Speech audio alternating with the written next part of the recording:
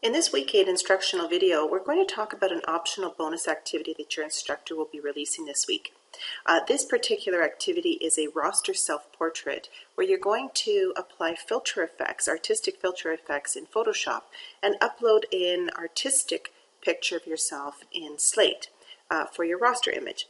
Now, in this particular activity, these aren't the kinds of typical business applications of Photoshop that you're going to be using, but the software is worth experimenting with, and that's the purpose of this particular activity. The first thing I want you to do is I want you to choose an image of yourself. I have an image of myself here, and the first thing I want you to do is to crop the picture. So go over here on the left-hand side, select the crop tool, and select a 1:1 ratio. And here I'm going to go ahead and crop this image taking into account a little bit of rule of thirds until I have a nice square 1:1 ratio. When I'm ready to accept that, I'm just going to click enter. And now I have a cropped image of myself. Now this is really important because this image of yourself needs to be a headshot. So head and shoulders is really what you want to be focusing on.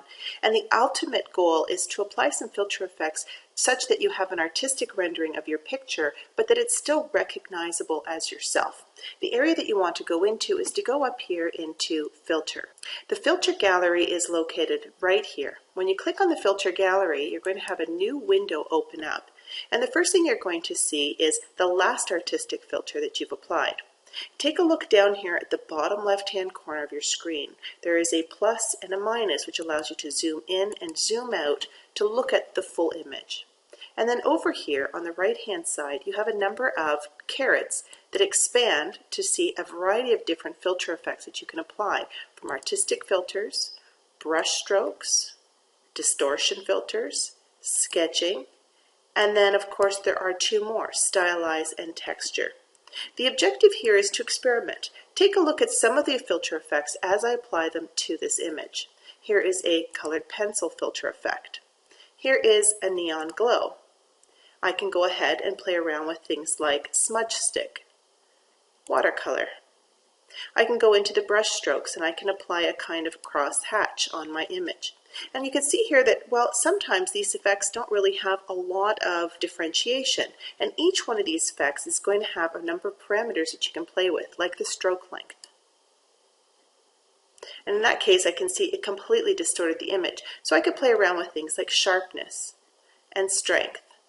And of course, depending on how much work Photoshop has to do, there may be a slight delay as you're working on your image. Now you may or may not like these effects, so you can go on and move on and experiment a bit. Let's take a look at some of the other options I have available to me.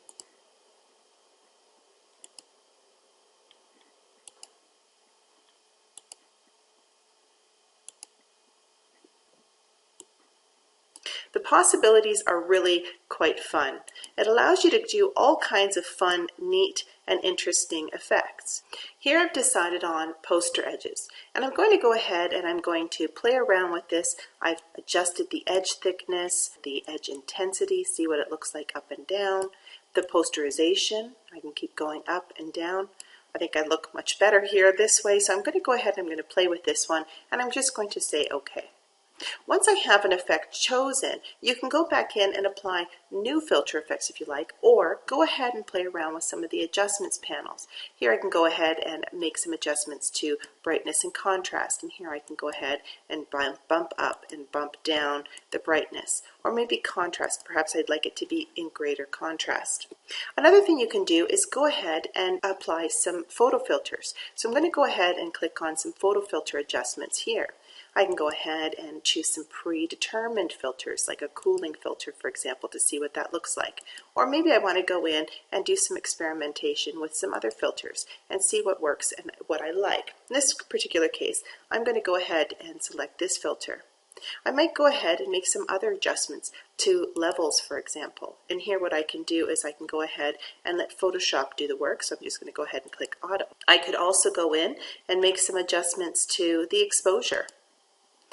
And here the objective is not to create a realistic picture, but to create something that is different and artistic and that allows you to kind of play around with an image to determine something that's fun and interesting and a little bit unusual. When you've chosen some effects that you like and you've applied some adjustments that you like, now you're ready to resize the image to make sure that it can be uploaded to Slate. Keep in mind that Slate is unable to upload a Photoshop image. It must be a JPEG image. And of course your image must be resized to make it a reasonable size. And here I'm going to go up to Image, and I'm going to go Image Size. Now I'm going to click on the width and the height, and I'm going to change these to pixels. Keep in mind that you don't want an image to be any more than 1024 wide.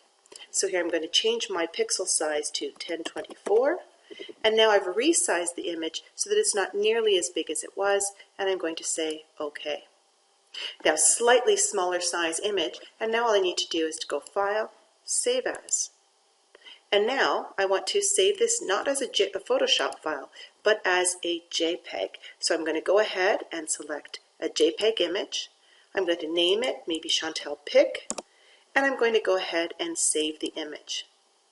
Go ahead and accept the default JPEG options and click OK. Now I'm ready to move to Slate. When you want to upload your image to Slate, this is where you're going to actually include your image for this bonus activity.